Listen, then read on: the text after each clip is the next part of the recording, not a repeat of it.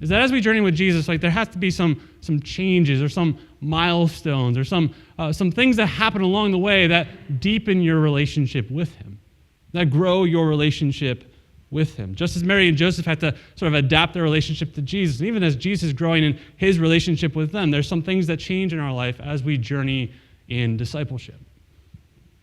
I came across a helpful paradigm from a spiritual director that I've been meeting with on this that helped me kind of identify growth in my own life, right? Just because it's kind of like it's helpful in a pregnancy you mark trimesters. In a similar way, there's you can look at patterns of how we grow in the way of Jesus and identify a few phases.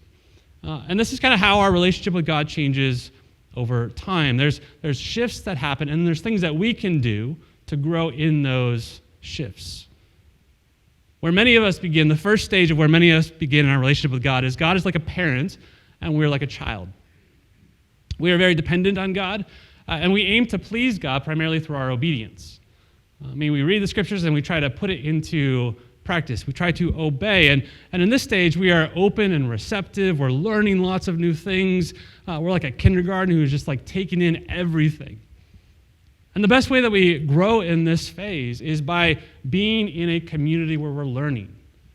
We learn with other people. We watch other people follow Jesus. We ask questions in this community. 1 John says this, "See what great love the Father has lavished on us, that we should be called children of God." We begin in this first stage just soaking everything up and seeking to obey God in everything. The problem is some of us stop there.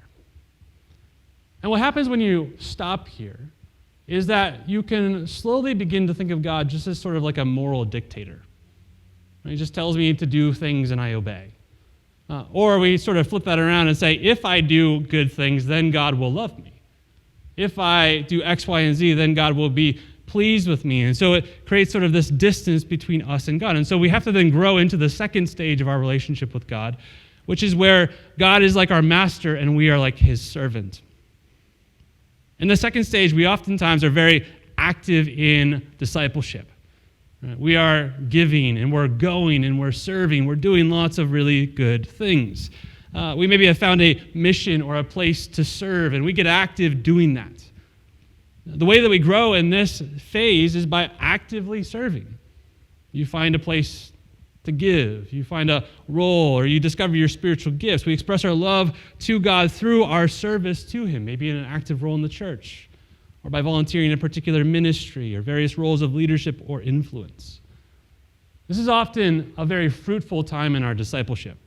We're doing lots of really good things. Maybe lots of people look to you to help guide them. But if we aren't careful, we get stuck here. And we end up doing a lot of good things, or even we volunteered for a lot of good things, and we're beginning to feel a little bit tired.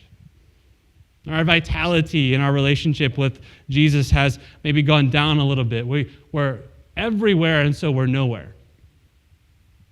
And if we're not careful, we can drift into burnout. Or we can just begin going through the motions of things. Or some of us just give up on church altogether, or we give up on the discipleship journey altogether because we've lost touch with what it was that got us there in the first place. Which is why we have to then mature into the third stage of our relationship with God, where God is a friend, and we are his friend too. The final night that Jesus spent with his disciples, he said this to them in John 15, "I no longer call you servants, because a servant does not know his master's business. Instead, I have called you friends." In other words, as you journey on the journey of discipleship with Jesus, if all you're ever doing is doing things for him, you're maybe missing the point.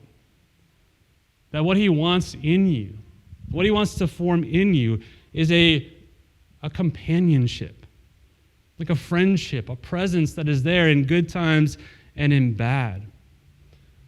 Now, the way this often happens in our life is oftentimes a little bit painful. It requires some pruning or some simplifying. We have to stop doing some things. We have to stop doing some good things. Maybe we have to simplify some things that we used to believe. We have to pare them down to the essentials because it's just become kind of really cumbersome. And we have to come back to what is the most important, essential thing. And so this stage is often a period of doing a lot less. But Jesus said in John 15, he says, "Apart from me, you can do nothing." He says, "If you abide in me, you will bear much fruit." But then he also says the branch that bears much fruit, I also prune. Meaning, I eliminate some things so that you can really, truly be fruitful. That's often what happens in this phase.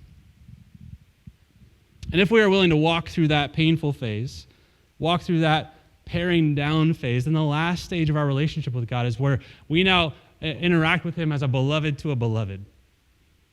That he is now love, and we are loved by him. In the final prayer that Jesus prayed for his disciples in John 17, he prayed for this kind of love to dwell in you. He said this in John 17, I pray that they may all be one, just as you, Father, are in me and I in you. I in them and you in me, so that they may be brought to complete unity. I mean, just consider what Jesus is praying there, right? Like, God the Father and God the Son have always existed in a community of self-giving love since before the beginning of time. God the Father loving God the Son, unified by God the Spirit. God is love. And yet he's saying what Jesus wants for your life is for that love to dwell inside of you. Man, how does the infinite, endless love of God come to dwell inside of you and not destroy you or explode you? Right? That's what he's saying. I want you to rest in and dwell in this love. See, in this final stage of discipleship, we come to rest in the settled love of God. Like, he says he loves me, and so I believe it. And I'm going to rest in that. And as a result, all the other loves, all the other desires, all the other distractions, they fade to the background. Because you found in Jesus the love that satisfies your soul. And so as a result then, in this phase, you are much more confident than you used to be, but you're also much less self-absorbed. Because you know that God loves me, and so what else matters? What else do I need except the love of God? And so we don't achieve this phase, right? We don't say, okay, I'm going to move on through this. Rather, this is something that we receive over time. We come to understand God's love for us.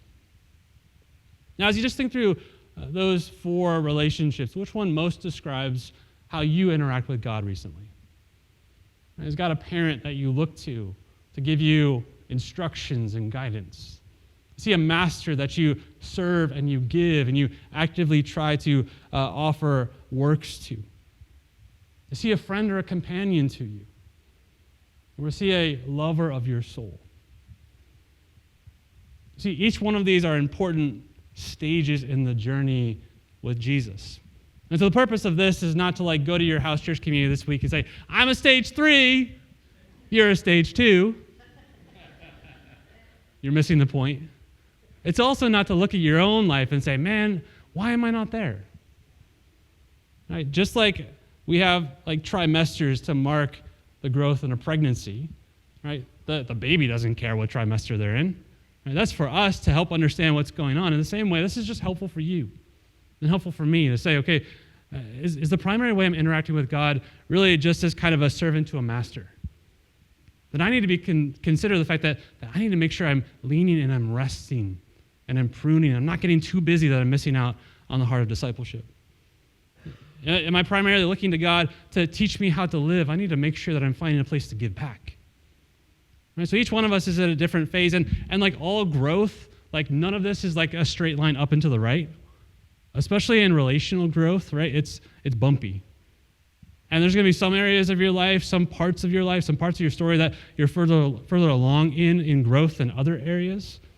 The purpose of this is not to judge you or anyone else. It's just to simply say, okay, where am I and how can I lean in so that the life of Christ can continue to grow in me?